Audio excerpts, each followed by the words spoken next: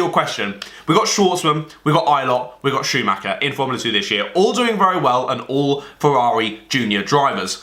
Where are they going to go? There's not enough spaces for all of them. My predictions are, we'll run through those 3 drivers. Schwartzman, doing very well. I don't think he's a championship leader anymore, but he's definitely up there at the top. First year in Formula 2, jumping up from Formula 3, where he also won the championship as well. So, a very talented driver.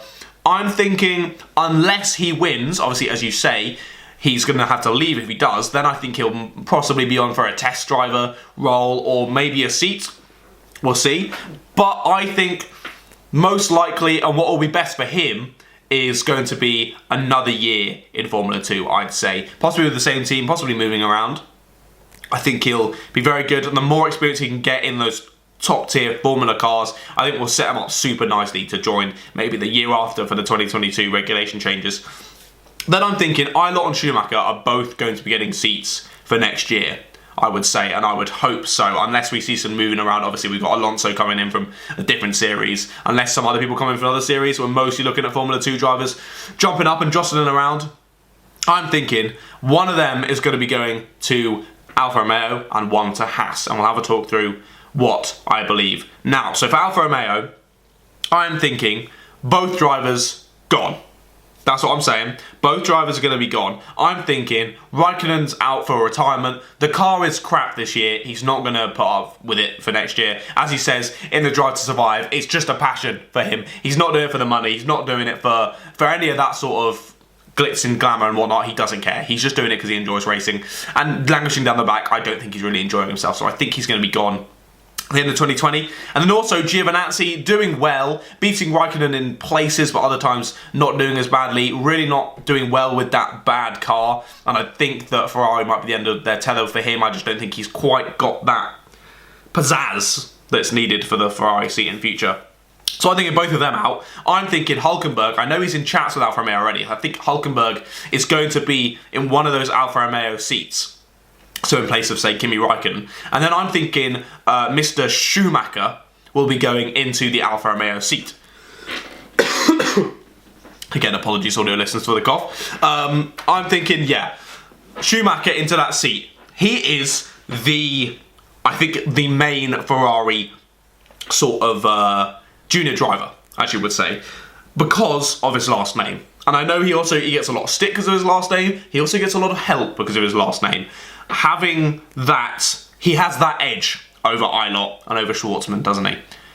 It doesn't matter even if he's a little bit of a worse driver than them. The fact he has that last name, the sort of story as it would be of, oh my goodness, we had Michael in the team, won all these championships for us, did so amazingly, then to have his son come through and do the same. What a story that would be. And you've got to say to Ferrari, like, fair.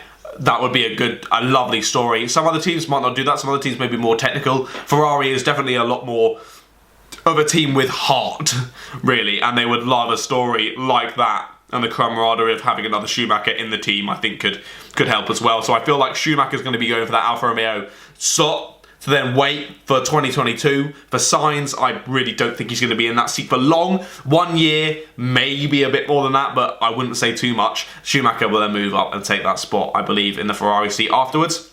Then, Mr. Callum Illott really impressed me this year. I undervalued him a lot last year, and I thought, Jack Aitken's our British boy at the top, sound, perfect. He's really been struggling this year. I feel really bad for Jack, so I won't talk about him currently, but Mr. Callum Illott doing a fantastic job. I think he's going to be in that Haas for the 2021 seat. I'm thinking both Roman and Magnussen out for 2021 because their main reasoning has been, like, I know it's also to do with money because Grosjean and Magnussen don't, compared to the other drivers anyway, don't take much. If you haven't seen my Formula 1 driver wages video, be sure to go and watch that. I explain it all in there about how Grosjean's wage has fallen quite considerably in the last few years. But anyway, I think they're both going to be out. The main thing that they use as their argument to keep those two in is the fact that they say, like, oh, they've been at the team for so long, they know the team so well, they're so fit in, that they'll be the best for helping us move the car forward. It's been years now, the car's still crap. As they say, when it's broke, don't fix it. It's definitely broke, it's been broke for ages, bloody fix it. Gunter, bloody Mr. Haas, whoever, get it sorted. I think both of them need to be out at the end of this year. Completely new lineup, I think, would be fantastic.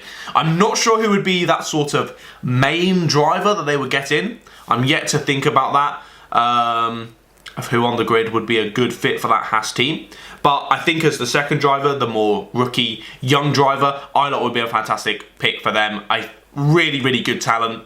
Could show himself in that Haas car, and hopefully if they are able to make that Haas car better, especially into 2022 rule changes, he could do very well in that. So that would be fantastic to see. But thank you for that long question, and I hope that long answer helped you out there on my opinions on that situation, Mr. First Off the Line.